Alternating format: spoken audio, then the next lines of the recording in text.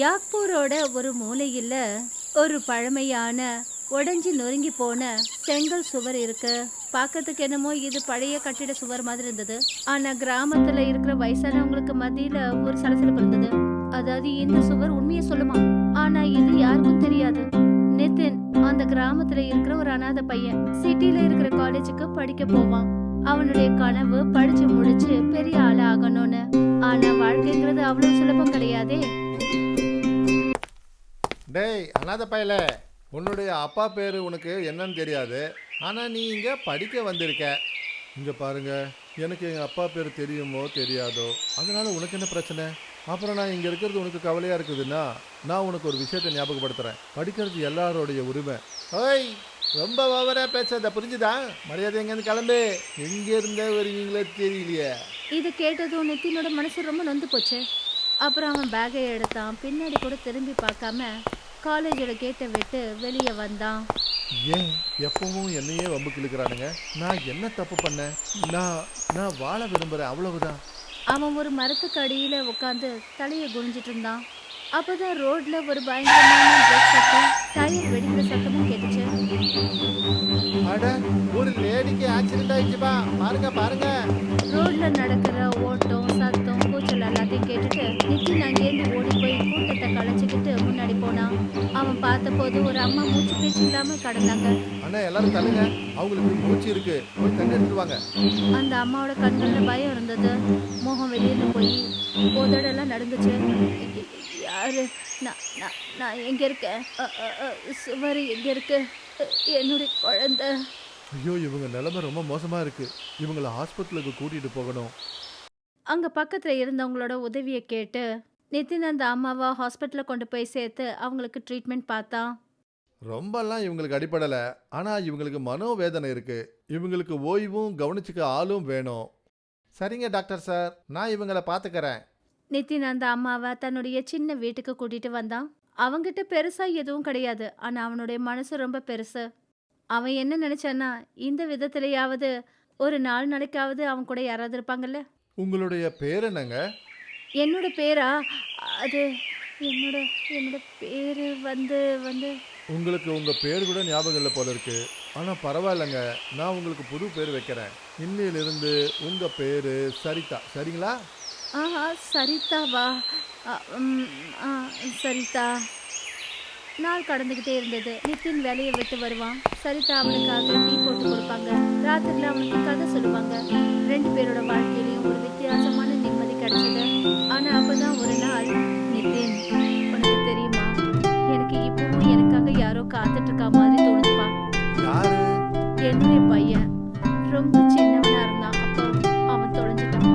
எனக்கு பெருசா எதுவும் ஞாபகம் இல்லை, ஆனா என் பையனை பத்தி எனக்கு நல்லா ஞாபகம் இருக்கு. சரிதா சொன்னதை கேட்டுட்டு நிதின் அமைதி ஆயிட்டான். அவன் நினைச்சா சரிதாக்குள்ள இன்னும் ஆழமான காயம் இருக்குன்னு. சரிதா தன்னுடைய சாமான்ல இருந்து ஒரு போட்டோவை எடுத்தா. அதை நிதின் கிட்ட காட்டினான். அதை பார்த்துட்டு நிதினுக்கு சிலது ஞாபகம் வந்தது. பாருப்பா, இவன் தான் என் பையன். பின்னாடி பாரு, இது கோவில். எனக்கு என்ன தோணுதுன்னா அவன் இங்கதான் எங்கேயோ இருக்கணும். நிதின் அந்த போட்டோவை கையில வாங்கினான். அந்த போட்டோல ஒரு சின்ன பையன் இருந்தான்.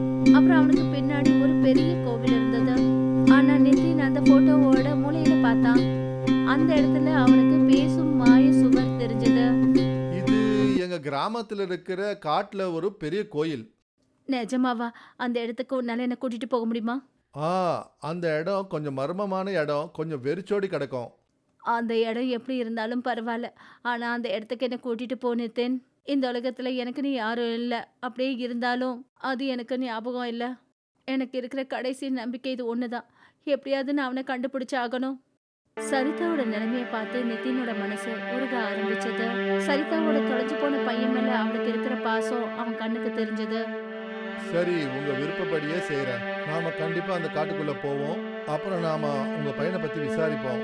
அங்க நிச்சயமா நமக்கு ஏதாவது ஒரு விஷயம் தெரிய வரும். ஏன்னா அதுதான் பேசும் மந்திர சுவர். அது நம்மளுடைய கடந்த காலம், நிகழ்ந்த காலம், எதிர்காலத்தை பத்தி உண்மைகளை சொல்லக்கூடியது. என்ன, நிஜமாவா? ஆமா, அதனால நீங்க கவலைப்படாதீங்க, நமக்கு நிச்சயமா ஏதாவது ஒரு விஷயம் தெரிய வரும். நிதின் சொன்னதை கேட்டதும் ஆஷாவோட கண்கள்ல ஒரு எதிர்பார்ப்பு தெரிஞ்சது. ஏதோ பல வருஷ இருட்டுக்குள்ள ஒரு வெளிச்சம் தெரிஞ்ச மாதிரி. அப்படி அப்படின்னா சரி, நாளைக்கே நாம அங்க போவோம். இதுக்கு மேலே என்னால காத்துட்டு இருக்க முடியாது. சரி, ஆனா அந்த கோயிலுக்கு போற வழி ஒன்றும் சாதாரணமான வழி இல்ல. ஆனா அதெல்லாம் நான் பார்த்துக்கிறேன். இதுதான் நான் கொடுக்குற வாக்கு. காலையில விடிஞ்சதும் சரிதாவும் நித்தினும் காட்டு வழியா போனாங்க. சரிதாவோட மனசுல தான் பிள்ளைய கண்டுபிடிச்சலாங்கிற நம்பிக்கை இருந்தது. அவ மனசுக்குள்ள என்ன இருந்ததுன்னா, இன்னைக்கு எப்படியாவது தொலைஞ்சு போன நம்ம பையனை கண்டுபிடிச்சிடலான்னு நினைச்சா. அட கடவுளே, இந்த பாதை என்ன இவ்வளோ மோசமா இருக்கு, பார்க்கறதுக்கு பயங்கரமாவும் இருக்கு. ஆமா, ஆனா இந்த பாதை தான் நம்மள அந்த கோயிலுக்கிட்ட கூட்டிட்டு போவோம். நாம இந்த மாதிரியே நடந்து போனா போதும். நித்தினும் சரிதாவும் போய்கிட்டு இருந்தாங்க. அப்பதான் மேகங்கள் இடிக்கிற சத்தம் கேட்டுச்சு. நல்ல வெளிச்சமா இருந்தப்ப கூட்டிட்டு வராம இருந்தது. சில்லுன்னு வீசுற காத்தோட மழை துளியும் கொட்ட ஆரம்பிச்சது. அட கடவுளே, என்ன இது, திடீர்னு இப்படி மழை பெய்ய ஆரம்பிச்சிடுச்சே. ஆமா, எனக்கு தெரிஞ்சு நாம கொஞ்சம் சீக்கிரமாவே போயாகணும். 2 பேரும் கோவிலுக்கு போற பாதையில ஒரு குகைக்குள்ள போனாங்க. அந்த குகைக்குள்ள ரொம்ப இருட்டும், தண்ணி விழற சத்தம், அப்புறம் காத்தோட சலசலப்பும் இருந்தது. ஆனா நிதின் வெளியே வந்தபோது அங்க பார்த்தான், சரிதா அங்க எங்கேயுமே காணோம். சரிதாமா, சரிதாமா, இன்னும் இவங்க எங்க போயிட்டாங்கன்னு தெரியலையே. இந்த இருட்டு இன்னும் ஜாஸ்தி ஆகிட்டே போகுது. இப்போ நான் என்ன பண்றது? அவன் இங்கே அங்கன்னு தேடி பார்த்தான். குகைக்குள்ள போய் மறுபடியும் கத்தினான். ஆனா எந்த பதிலும் இல்லை.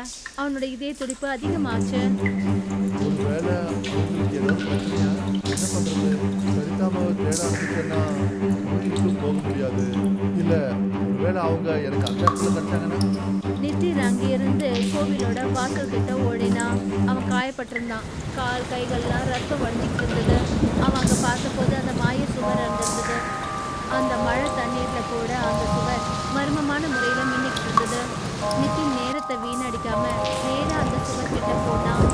அப்புறம் அந்த சுவர் கிட்ட என்ன சொன்னான்னா, அப்படி நிஜமாவே நீ சொல்றதெல்லாம் உண்மைன்னா எனக்கு அம்மா மாதிரி இருக்கிற அந்த சரிதாமாவை எனக்கு பிடிக்காது. இந்த திருப்பி அனுப்பி. பாவம் நிதின் மனசார பிரார்த்தனை பண்ணிட்டு இருந்தான். அப்பதான் அந்த கோவிலுக்கு பின்னாடி இருந்து மெல்லமா ஒரு அழகான சத்தம் கேட்டுச்சு. அது சரிதாவோட. சரிதாமா. அவன் அங்கேருந்து ஓடினான். அங்க பார்த்தா சரிதாவோட சாரி எல்லாம் நனைஞ்சிருந்தது. காலில் குதிரைகள்ல இருந்து முள்ளு குத்துனதுனால ரத்தம் வந்துட்டு இருந்தது. உங்களுக்கு என்ன ஆச்சு? உங்களுக்கு எப்படி இந்த நிலைமை வந்தது? அந்த குகைக்குள்ள நான் விழுந்துட்டேன் கண்ணா. அப்புறம் மயக்கம் அழைட்டேன். அதனால எனக்கு இப்படி ஒரு நிலைமை ஆயிடுச்சு. அப்புறம் நான் கண் விழிச்சு பார்த்ததும் உடனே இங்க வந்துட்டேன். சரிதாவுக்கு நடந்த விஷயங்கள் கேட்டதும் நிதினோட மனசு ரொம்ப கஷ்டமாயிடுச்சு. அவன் சரிதாவை மெல்லமா பிடிச்சு அந்த சுவர்கிட்ட கூட்டிட்டு வந்தான். அப்பதான் சரிதா நிதினோட ரத்தம் அந்த சுவர் மேல பட்டுச்சு. அப்புறம் திடீர்னு அந்த சுவர்ல ஒரு முகத்தோட உருவம் தெரிஞ்சது. என்ன இது? இது கடவுளோட ரூபமாச்சே. அப்பதான் அந்த சுவர்ல இருந்து ஒரு குரல் கேட்டுச்சு. சரிதா, உன்னுடைய பையன் தொலைஞ்சு போகல. அவன் உன் பக்கத்திலேயே இருக்கான். நிதினுக்கு அப்படியே மூச்சு அடைச்சு போச்சு. அந்த சுவர்ல ஒரு சின்ன குழந்தை ஒரு பொண்ணோட உருவம் தெரிஞ்சது. அப்புறம் அந்த குழந்தை வேற யாரும் இல்லை, அது நிதின் தான். அந்த காட்சியில அவனுக்கு என்ன தெரிஞ்சதுன்னா, சின்ன வயசுல அவன் சரிதா விட்டு எப்படி பிரிஞ்சான், எப்படி வளர்ந்தான்னு. அப்படின்னா நான் உங்க பையனா?